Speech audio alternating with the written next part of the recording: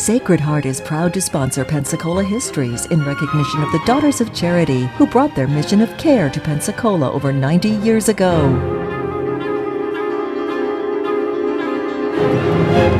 Hello and welcome to our stories of Pensacola, North America's first place city. Today we're dealing with the second portion of our story of the final Spanish period. Episode number 1, of course, having dealt with the transfer of flags from the British to the Spanish, and then the 10-year episode during which Alexander McGillivray was the chief of the Creeks and began the famous fur trade, which the Spanish under William Panton and John Leslie operated successfully for so many years. As we move into the 1790s, Panton and Leslie continued to succeed. They built a great mansion down on the waterfront, which was a show place. They enlarged the trade that they have. They employed more people. It was an extremely successful operation. However, for Spain itself, times were not good, because as we moved into the 1790s, the French Revolution was taking place on the European continent, and this had a very serious effect in Spain. Their trade was disrupted, and of course, before long, we would have an actual invasion of Spain by Napoleon Bonaparte and his armies, and an occupation there which lasted for some years. All of this had an effect here because as those things were happening in Spain, there was much less in the way of manpower or other resources, particularly economic resources, coming to help the governor.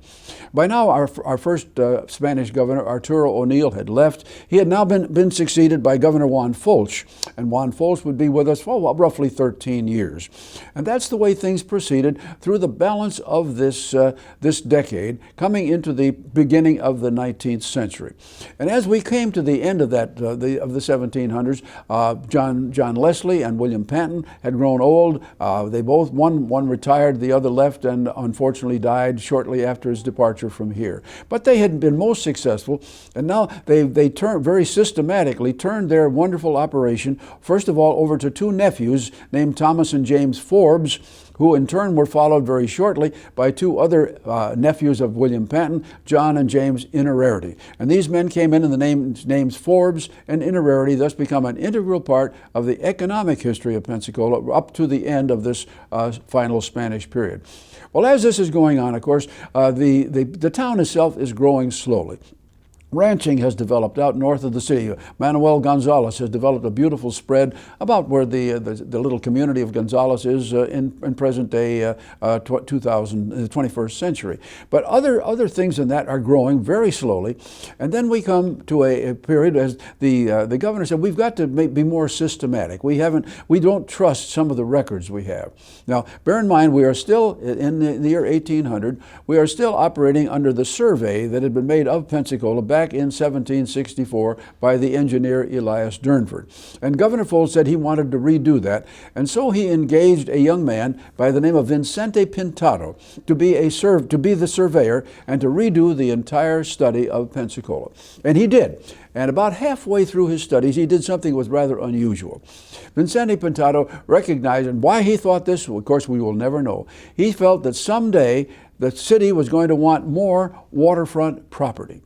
And so there was a possibility of building new land or doing something of that kind. I have no idea what he really thought, but his concept was this. He went to Governor Folt and he said, look, instead of paying me for my work in gold, why don't you give me the riparian rights to the area here from Little Bayou, that's Bayou Chico, going east all the way to Bayou Tahar or Lake Tahar. That would be about 600 feet from the present land edge out into the water. And also I want 600 arpents, about 900 acres, off of what we today call Town Point. Well, the governor looked at Vicente Pintado and said, this man's been out in the sun too long. Why would he want to do that? But the governor, of course, instead of handing over that much gold, he said, fine. So they wrote out the papers, and Pintado proceeded that way. Just a year later, the Spanish began to have trouble with the cemetery. Now, the cemetery for the city had been laid out originally by the British on the west side of what we today call Spring Street. It was a creek running down in that area, but the cemetery had been there very close to the water, and by now, in the early part of the 1800s, storms and wave action was causing problems within that cemetery.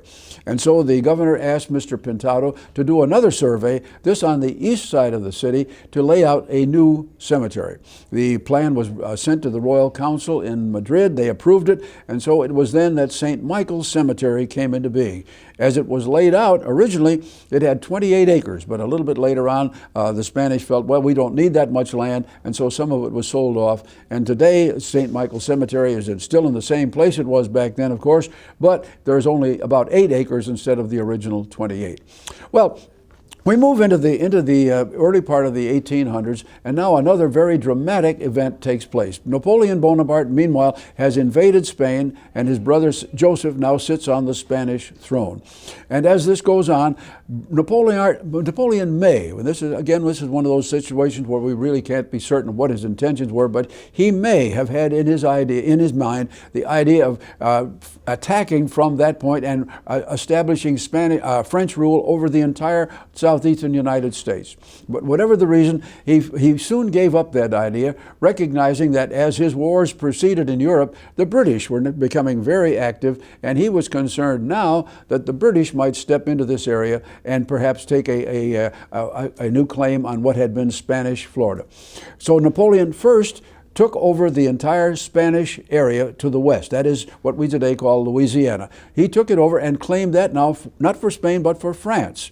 And after a year or so, he realized that there was a real hazard of the British coming, and so he turned around and offered this huge uncharted area all to the United States. And so negotiations began between the French and President Thomas Jefferson, and in 1803 we completed what we today call the Louisiana Purchase, in which the United States paid $15 million to France and got this huge territory, moving from the Mississippi west into areas which, of course, no one had explored. We had no idea what it was, but Mr. Jefferson had it. Now, at that point, there are some historians who believe that Mr. Jefferson was facing a new idea. He saw that there was continuing to be an encroachment of Georgia and Carolina settlers moving into the Alabama, Mississippi Indian Territory. This was creating more and more violence, more problems, and so Mr. Jefferson may have had the idea of setting aside much larger territories to the west of the Mississippi into which these Indian tribes might be moved. However, he procrastinated, and that never happened. Well, as this being the case, things move forward a little bit more, and by the time we get into the year 1812, a new element has come to Florida and to local Spanish history, but in 1812, the United States and Great Britain went to war. Now, this was largely a trade war, and people in Pensacola had very little interest in it, but it was there. And of course, as it proceeded over the next year and a half, 2 years, Mr. President Madison and his people were being unsuccessful at practically every turn. They've lost almost all the battles except one on Lake Erie, and things looked extremely dark for the United States. And at this point, in 1814, the British strategy changed slightly. They now determined what they were going to do is to try and get all of the Southeast back by making an attack through Spanish Florida into the southeastern area and retake a land that they had lost in 1781. Now, the plan, of course, was to do this, to come through either Pensacola, Mobile, or maybe New Orleans to make that attack. And as to do this, to set this up, they began to establish British agents who began to work basically in the eastern part of the Panhandle, around St. Mark's, and gradually moved their way west, trying to encourage the Indians to side with them, to try and to encourage black slaves to desert and come to be part of their party. All of this was set up, and we have three men that we need to remember in this. One of them was named George Woodbine. He was a British Army captain. The second one was Colonel Edward Nichols, and the third one was Admiral Charles Cochrane. Now, Cochrane, of course, commanded a naval fleet, and Nichols and Woodbine were putting together all of the positions, the ideas for the strategy of an invasion. Well, of course, as we move toward the middle of 1814, the Spanish are aware of this, and the poor governor is in a very difficult position. He realizes this is wrong, but in Spain, the British have finally succeeded in pushing Napoleon Bonaparte out of their country. And so the Spanish owe the British, and they know it. And the question is now, shall they give the British permission to enter Spanish Florida and attack the United States. Well, it's just kind of a standoff. There's never any document written that says that they can, but then on the other hand, the Spanish took no steps to stop it. So into 1814, the Woodbine and his associate Nichols succeed in stealing horses from the Forbes Company, stealing slaves, getting things set up, and finally the arrangement is made. They occupy a little fortress that is on the outskirts of Mobile, Fortress Boyart, and they are ready to make their invasion. Well, of course, President Madison and his people finally recognize what's happening, and they quickly send an email to Tennessee where they activate a force under General Andrew Jackson. And Andrew Jackson and his volunteers quickly march south, and they move first toward Mobile, recognizing that the English are there, but not in force. So the British, seeing Andrew Jackson coming, leave there, move east, and occupy portions of Pensacola, especially the old Spanish fort, which was out near where NAS is today. Okay, here comes Andrew Jackson. He had moved to Mobile. Now he's moving towards Spanish Pensacola, and unhappily for the Americans, the British totally overestimate what Jackson's force was. He moves toward the territory. One of the little interesting, wonderful stories about Andrew Jackson was he's on this march, and of course he's never been here. He has no scouts, and he's moving about 15 miles north of Pensacola, intending then to cut south into the city. And as he does so, he arrives at the farm of Manuel Gonzalez. And there's a young boy out in the courtyard, and Jackson shakes his finger in the boy's mouth and says, "You've got to guide me into Pensacola. I've got to find my way there." And at this point, the boy's father comes out. And he's a small man in stature, and he stands up in front of Andrew Jackson. "You cannot put your force on my son. I will not have it." Well, Jackson, of course, could have very well have acted as he often did in situations like that, but he respected what old Manuel Gonzalez had done, and he said, "I'm sorry, I apologize, but will you allow your son now to guide us?" And so at that point in time, a very strange friendship emerged between Andrew Jackson and Manuel Gonzalez, and we'll come back to that in another episode. Well, indeed, the son guided Jackson south. They come into the area, and of course, now the governor is here. He knows that he must make a show of force.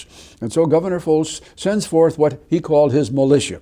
It was a very small military force. They move out toward Mr. Jackson's oncoming army. A few shots are fired. The Spanish have protected their honor by doing this, and then they surrender.